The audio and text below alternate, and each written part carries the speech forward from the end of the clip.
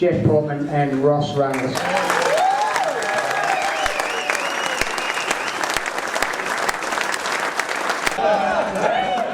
got the same shirts as last year. Ultimate bad taste. I'm actually going to give the microphone. I'm going to give the microphone to Ross first, and then Ross can tell us what his Alpine moment has been. Thank you, Michael. The Alpine is very special to Geoff and I, and it was once again a privilege to sit with Geoff. It was a very relaxing and enjoyable weekend.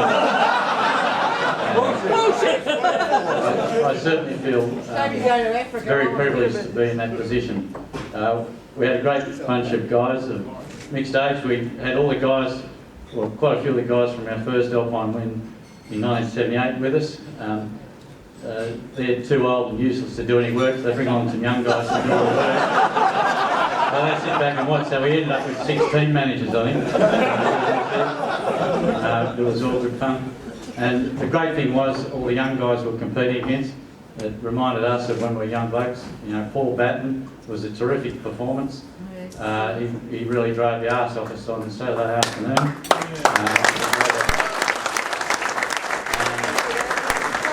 But unfortunately, Datsun gearbox went. That's why we went to a good old Holm, Australian iron, hang in there. And It's not a whole gearbox, buddy. so they told me it was. Carrie Dirks and Tim Batten, we had a great battle with them in 2005.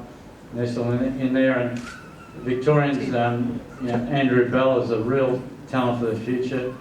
And the Allen brothers put in a great performance as well. The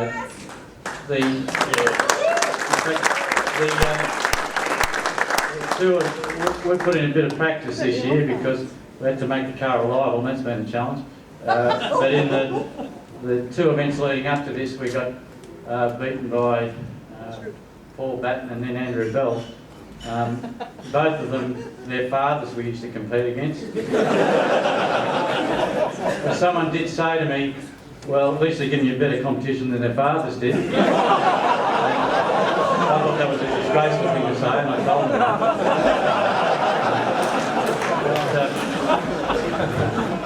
Anyway, look, it's great to be here again, and I'm not sure if we'll be back again in 2 years' time. We're getting old, and I feel we're getting a bit greedy.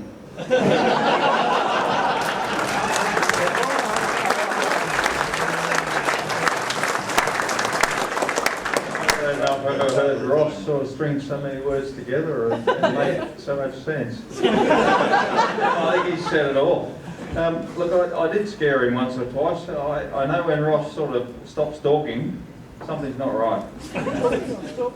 And it did happen. It did happen. And in fact, it really happened on the tarmac stage. That was crucial and really quite pivotal to us having, well, achieving the result we did. And on that pivotal stage, at about 25 kilometres, there was a particular road which looked like it was going to go left very sharply, with enough braking distance, but it didn't, and went right, and then it went left. And the car had a bit of a moment, and Ross and I had one too. We were actually spun. I must admit that. Yes, we did. It was the only time we ever lost control. But we had a moment. Yeah, Ross is equally responsible.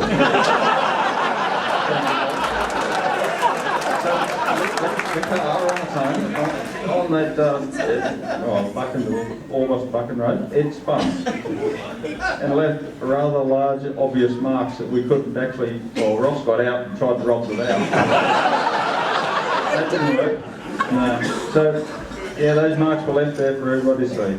Couldn't deny it. Yeah, they were our marks, and that was the only moment we had, wasn't it, Ross? Yes, sir.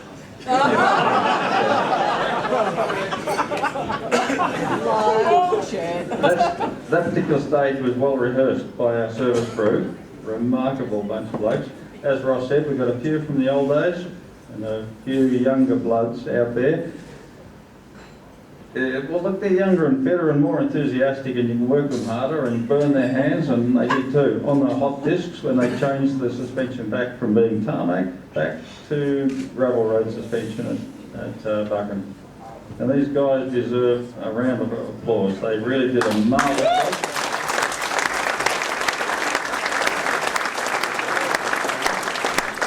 If I had to say anything won us the event, this event, the Alpine, it was that particular move to take the risk, to give those guys the trusted responsibility of turning our car back from a tarmac racer back to a gravel road rally car. And they did a really, really good job. I'm proud of them, and they made our job today much more easy to take the pressure off. And yeah, look, we invested, Ross knows that, and we come out with the results. It was fairly business-like for us. We've done it 5 times, Ross and I, the Alpine. And I ashamedly admit that Ross went off without me for some events when I was not competing, and he won another 3 Alpines. So Ross has actually won 8 Alpines.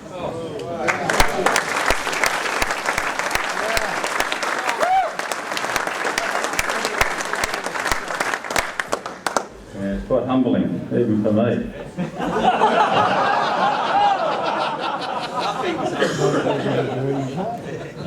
So that's it.